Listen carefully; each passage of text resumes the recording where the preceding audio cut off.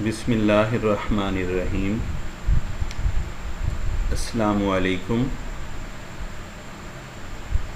Chapter 5 के अंदर आज हमारा सेकंड लेक्चर होगा,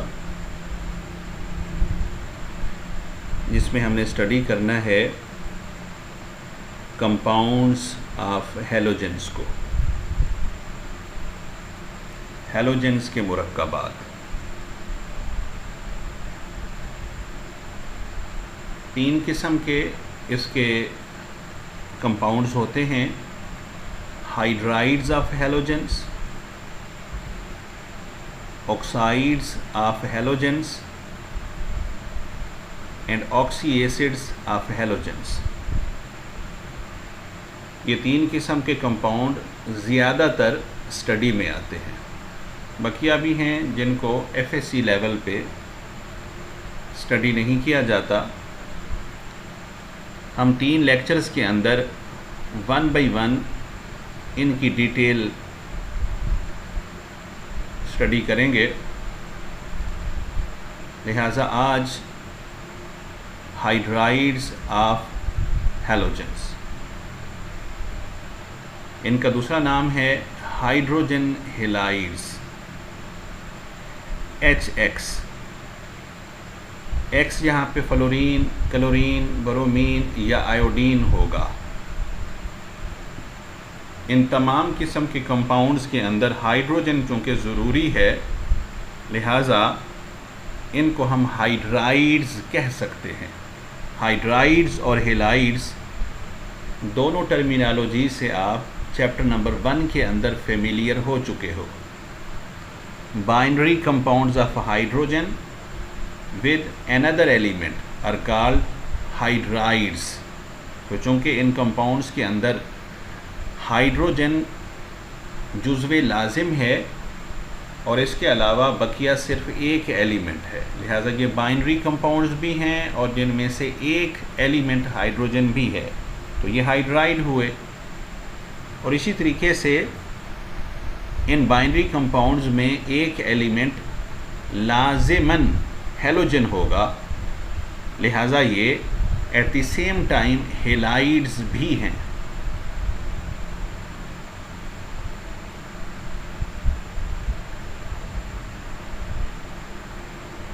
हाइड्रोजन और हैलोजन को अगर कंबाइन किया जाए डायरेक्टली तो हमें हैलोजन एसिड मिलता है, जैसा कि इस रिएक्शन के अंदर इसको मेंशन किया गया है। कुछ हकायक इनके बारे में: तमाम हैलोजेंस हाइड्रोजन के साथ रिएक्ट करके हाइड्राइड्स बनाते हैं। The reaction of molecular hydrogen and fluorine is very fast and explosive. Molecular hydrogen H2 और फ्लोरीन F2 के दरमियान रिएक्शन न सिर्फ फास्ट होगा बल्कि धमाका खेज भी होगा, तो ये नुकसान का बायस बन सकता है। क्लोरीन Cl2 और मॉलिक्यूलर हाइड्रोजन H2 के दरमियान रिएक्शन सूरज की रोशनी की मौजूदगी में होता है,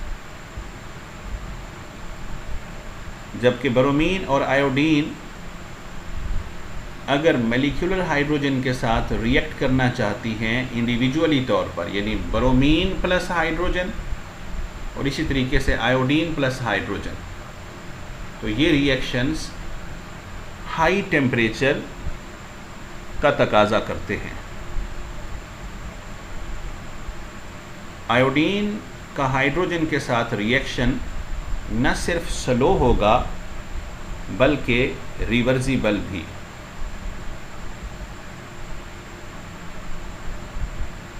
डायरेक्ट मेथड के ज़रिए से हम सिर्फ हाइड्रोक्लोरिक एसिड और हाइड्रोब्रोमिक एसिड ही प्रिपेयर करते हैं, यानी क्लोरीन के हाइड्राइड्स और ब्रोमीन के हाइड्राइड्स जस्ट प्रिपेयर करते हैं।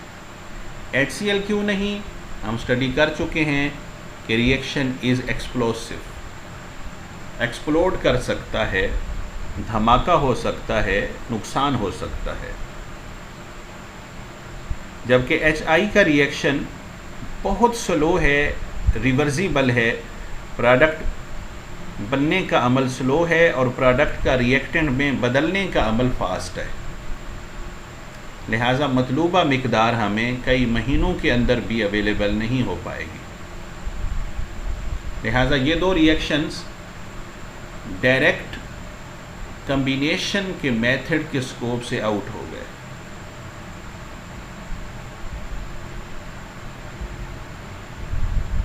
दो वैरायटीज़ के हमने रिएक्शन स्टडी करने हैं जिनकी केमिस्ट्री को यहाँ आप गौर से समझेंगे। फर्स्ट टाइप के रिएक्शंस में हम कंसनट्रेटेड सल्फ्यूरिक एसिड को सोडियम फ्लोराइड या सोडियम क्लोराइड के साथ रिएक्ट कराएंगे। नतीजतन जो फ्लोराइड या क्लोराइड के साथ मेटल होगी, सोडियम या पोटाशियम ले सकते हैं, तो मोस्टली सोडियम, ये कंसनट्रेटेड सल्फ्यूरिक एसिड के सल्फेट से मिलेगी और साल्ट बनाएगी, जैसा कि इन दो इक्वेशंस के अंदर मेंशन किया गया है। और दोनों कंपाउंड से बचने वाले जो हिस्से हैं, यानी लेफ़्ट साइड वाले से सोडियम आयन और राइट साइड सल्फ्यूरिक एसिड में से प्रोटॉन्स हाइड्रोजन आयन, ये मिलके बिल तरतीब फर्स्ट रिएक्शन के अंदर फ्लोरीन के हाइड्राइड्स और सेकंड रिएक्शन के अंदर क्लोरीन के हाइड्राइड्स बनाते हैं। सेकंड वैरायटी के दो रिएक्शंस को भी हम स्टडी करते चलें। ब्रोमीन और आयोडीन के साल्ट्स, यानी sodium bromide plus concentrated sulphuric acid, आप मुलाहजा कर सकते हैं रिएजेंट सेम है, कंसनट्रेटेड सल्फ्यूरिक एसिड। नतीजतन हमें प्रोडक्ट्स में से फर्स्ट प्रोडक्ट तो सेम मिलेगा, सोडियम सल्फेट, और इसके साथ फ्री स्टेट के अंदर ब्रोमीन, सल्फर डाइऑक्साइड और वाटर भी हमें मिल रहे हैं। तो इस रिएक्शन के अंदर जो हैलोजन था वो फ्री स्टेट में आ गया, बाकी सारे कंबाइंड फॉर्म में हैं। सोडियम ब्रोमाइड के अंदर ब्रोमाइड की ऑक्सीडेशन स्टेट -1 है, जबकि प्रोडक्ट के अंदर जो ब्रोमीन है ये फ्री स्टेट के अंदर अवेलेबल है। बिल्कुल इसी तरीके से सोडियम आयोडाइड रिएक्ट करेगी कंसनट्रेटेड सल्फ्यूरिक एसिड के साथ, जैसे सोडियम ब्रोमाइड ने कंसनट्रेटेड सल्फ्यूरिक एसिड के साथ रिएक्शन किया, -1 से 0। इसकी केमिस्ट्री को हम ऊपर के दो रिएक्शंस के साथ ज़रूर कंपेयर करेंगे ताकि ये बात माइंड के अंदर एडजस्ट हो जाए, इनकलकेट हो जाए।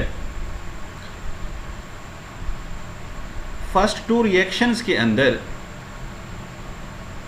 जो हमारे पास हेलाइड्स हैं, फ्लोराइड और क्लोराइड्स, इनकी इलेक्ट्रोनेगेटिविटी चूँकि बहुत ज़्यादा है, लिहाजा सल्फ्यूरिक एसिड का जो सल्फ़र है +6 ऑक्सीडेशन स्टेट वाला, ये इन मज़कूरा हेलाइड से इलेक्ट्रॉन लेने में नाकाम रहता है, उनको ऑक्सीडाइज नहीं कर सकता।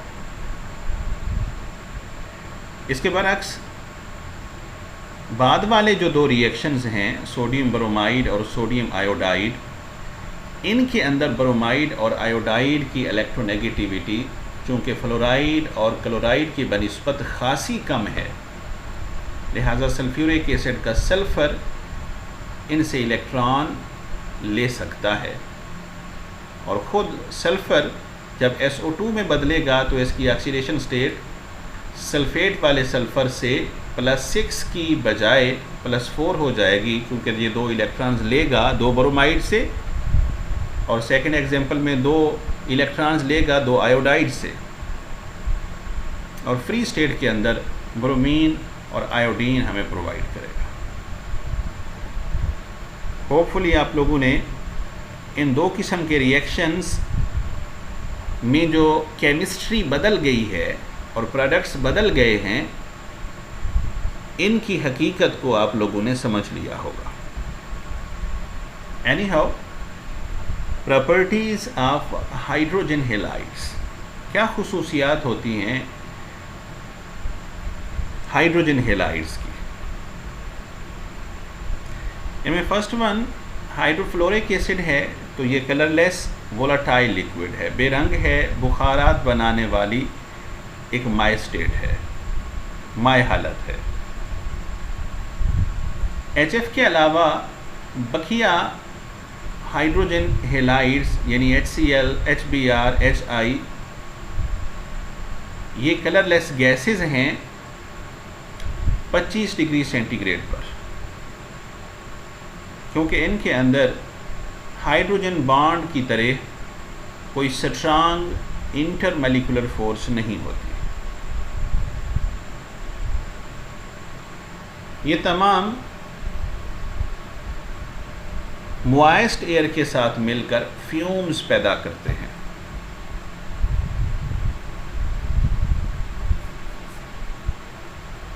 और ये फ्यूम्स स्ट्रांगली इरिटेंट्स होते हैं। हाइड्रोफ्लोरिक एसिड शीशे के साथ रिएक्ट करता है।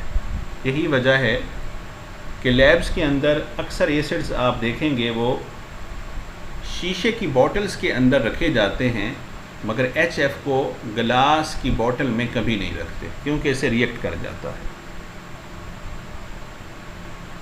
और ये नॉन एक्वस सॉल्वेंट के तौर पर बहुत ज़्यादा इस्तेमाल होने वाला एक एसिड है। एक्वा कहते हैं वाटर को, नॉन एक्वस सॉल्वेंट है ये। HF को फिर कहाँ स्टोर करते हैं, क्वेश्चन पैदा होता है। अगर इसको शीशे के बर्तन में नहीं स्टोर कर सकते तो इसका आंसर ये है कि इसको टेफ्लॉन के बर्तन में रखते हैं।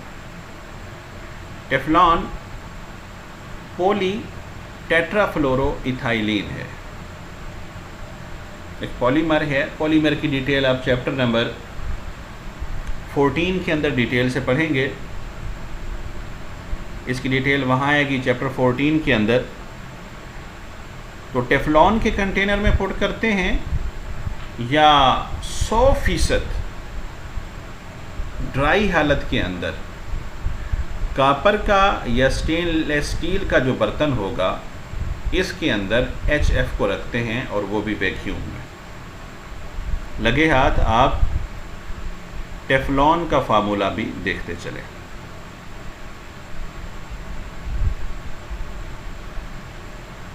खालिस हाइड्रोफ्लोरिक एसिड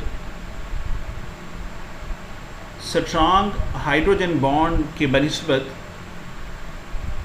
की बदौलत की वजह से एक विस्कस लिक्विड होता है, गाढ़ा लिक्विड होता है।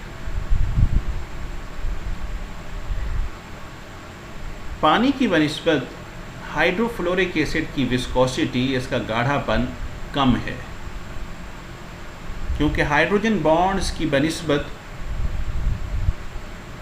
3 डायमेंशनल नेटवर्क जो वाटर के अंदर प्रोड्यूस होता है, टेट्राहेड्रल स्ट्रक्चर, वैसा HF के अंदर प्रोड्यूस नहीं हो सकता। आपके इल्म में है कि HF के अंदर सिंगल हाइड्रोजन बॉन्डिंग, जबकि वाटर के अंदर हर ऑक्सीजन डबल हाइड्रोजन बॉन्ड बनाता है। HF molecules are in association even in vapor phase।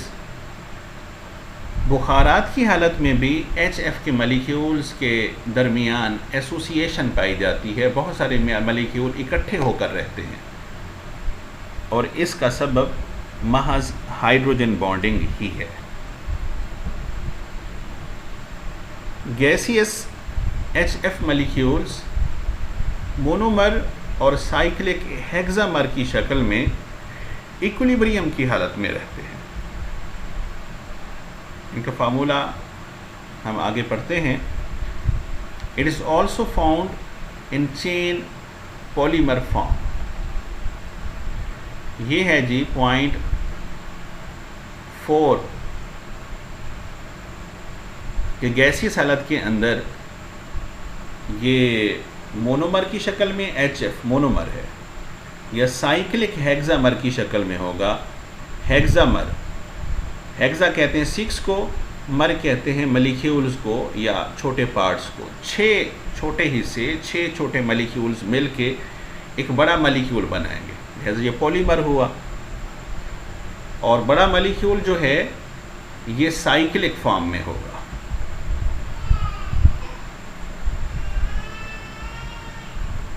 ये राइट साइड पे इसकी साइक्लिक फॉर्म शो की गई है, और लेफ्ट साइड वाली से आप ऑलरेडी वाकिफ हैं।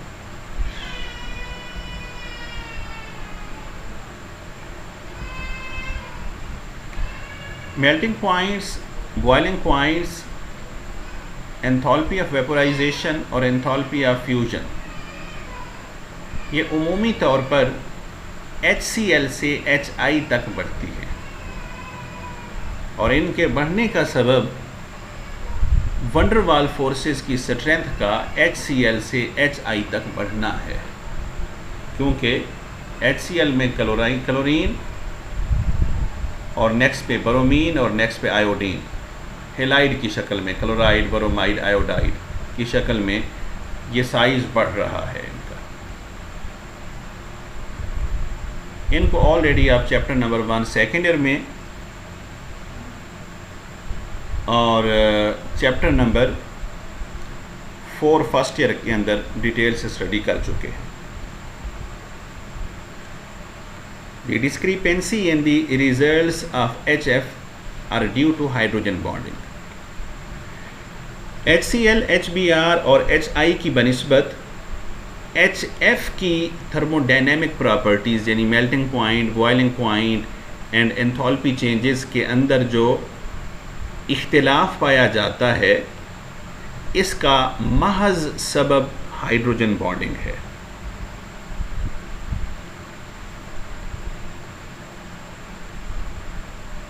हैलोजन के हाइड्राइड्स अच्छे रेड्यूसिंग एजेंट्स हैं, और इनकी रेड्यूसिंग पावर का जो ट्रेंड है इसे यहाँ पे शो किया गया है। HF is the least reducing agent, while HI among the hydrogen halide is strongest reducing agent. यहाँ एग्जाम्पल के तौर पर HI को रिएक्ट कराया गया है न्यूट्रल सल्फर के साथ, और HI इसको रिड्यूस करेगा। देखें, सल्फर की ऑक्सीडेशन स्टेट 0 है और HI में आयोडाइड की -1। आयोडाइड ने अपना इलेक्ट्रॉन दे दिया, क्योंकि यहाँ 2 आयोडाइड हैं तो 2 इलेक्ट्रॉन्स दे देंगे और ये न्यूट्रल हालत में बदल जाएंगे, जबकि सल्फ़र जो न्यूट्रल था ये दोनों इलेक्ट्रॉन्स 2 आयोडाइड से ले लेगा और ख़ुद -2 हालत में बदल जाएगा।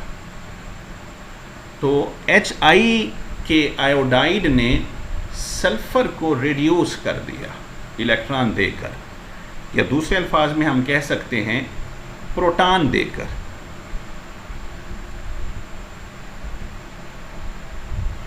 Trend of increasing acid strength, acid strength के बढ़ने का ट्रेंड सेम है जो हमने ऊपर स्टडी किया था। HF से ज़्यादा HCl, उससे ज़्यादा HBr और उससे स्ट्रॉन्गर HI है।